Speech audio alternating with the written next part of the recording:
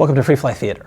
Today, a puppet show about how photos are collected on Astro and geotagged before they're uploaded for stitching. In the first act, we'll cover how photos are collected on Astro, and in the second act, we'll cover how they are geotagged with greater precision. So Act 1, photos are collected on Astro. Here are the characters. On Astro, there is a camera, Sony a7R4, and that camera shoots a number of photos. As each photo is shot, it comes over to Astro via USB. And on Astro, we apply a geotag. After the geotag is applied, the photo is stored on a USB drive that's attached to Astro. And so that process is repeated. While the aircraft is flying around, each of the photos are geotagged and stored on the USB drive. The precision that they're tagged with, there are a few levels possible. Just the usual GPS antenna is used by default, but if RTK is available, then that precision is applied, and a EXIF tag in the photo reflects the level of precision. In the future, it may be possible to get corrections from a CORS network via the LTE modem. It's not available today, but in the future, it's something we're thinking about. So the geotags are applied to the photos with the best precision available, and they're stored on the USB drive. This happens while the aircraft is in flight. When the aircraft lands, a few more files are stored on the USB drive from Astro. One is an observation file. This is a recording of what the GPS receiver has collected during the flight, and it'll be used for correcting the geotags later on. The next thing is a photo manifest. That's a JSON file which contains a list of the photos as well as the exact time that they are captured and some other details. But those are the fundamentals, the name of the photo and the time it was captured. Again, these are needed for corrections later on. Optionally, during the flight, you may have a base station locally near where you are flying, and that will be collecting also an observation file. So when Astro lands, you can remove the USB drive, and on that drive, you'll find the following things. You'll find photos with version 1 geotags, so the best precision available on the aircraft is applied to the photos. You'll find an observation file, and you'll find a photo manifest file. All these things on the USB drive. Your base station may have an observation file. This is optional. And so that's Act 1 complete. In Act 2, the plot thickens. In this act, I'll present a couple visions of the future, a couple paths that can be used to correct the photo geotags. And you'll see the various operations required for each one, and then we can compare them and choose which vision of the future we want. Let's start with my personal favorite. I think it would be fantastic for an operator's perspective if they could collect all the files needed for corrections, upload them to the cloud, and the correction could be performed there. So let me show you what that would look like. We'll start with the USB drive from our Astro. Again, the same contents, photos, observation file, photo manifest. We have an observation file on our ground station, and we need to get that one somehow onto the device we'll use to upload them to the cloud.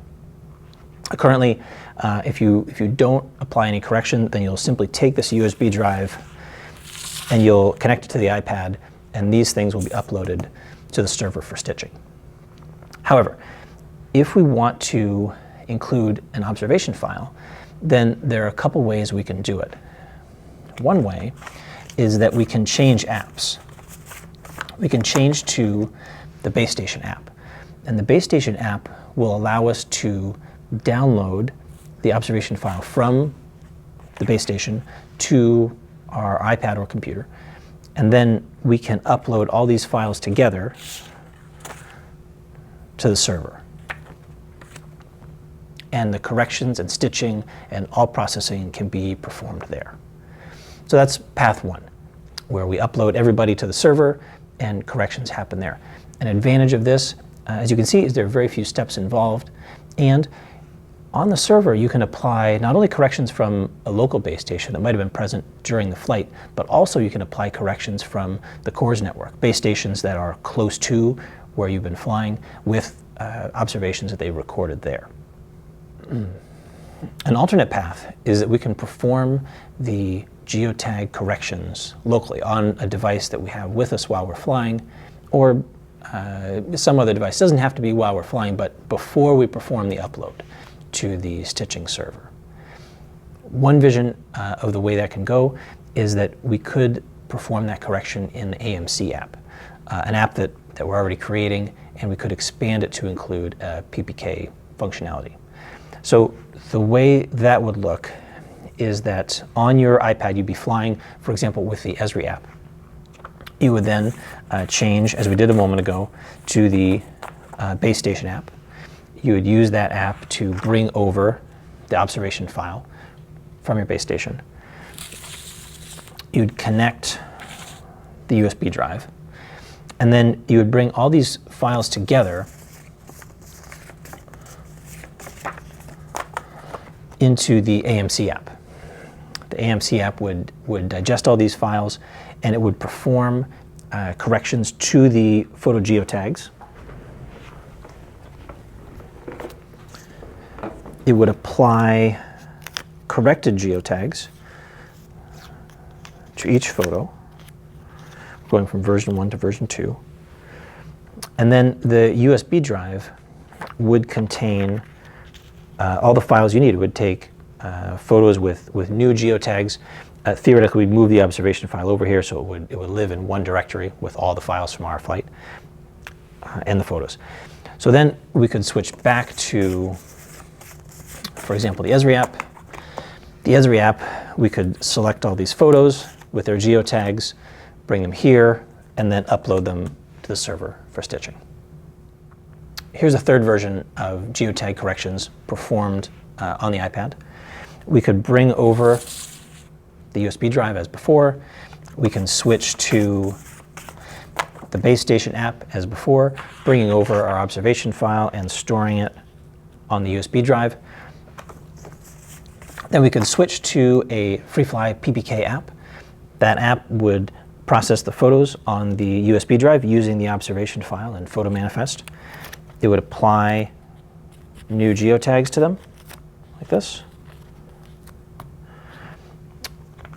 Then we would switch back to the Esri app. The photos would be brought into the Esri app and then uploaded to the server for stitching. Version 4 is a path in which the SkyNode, the Astro aircraft with the SkyNode inside, would perform the geotag corrections. And that would mean bringing all these files from the USB drive. These are already connected to the Astro. That's, remember, the source of them. They came from the Astro to the USB drive. We have to also bring the observation file from our ground station onto the Astro. And that's where it gets a little complicated. So one thing we could do is we could, on our iPad, we could connect our USB drive like this. We could switch to the base station app, and that would allow us to download the observation file from our base station, place it onto the USB drive. Then we would move the USB drive back to the Astro, and the processing would be performed on the Astro, so the SkyNode would act on the files on this USB drive. It's not clear to me how the user would be aware of that action. Maybe it would be initiated and monitored through the AMC app. But in any case, the SkyNode would apply geotags, corrected geotags to the images, like so. When the processing is finished, the USB drive would be removed from the Astro, bring it back to the iPad. On the iPad, change to the Esri app. The Esri app, you would select the photos, and the photos would be uploaded to the server.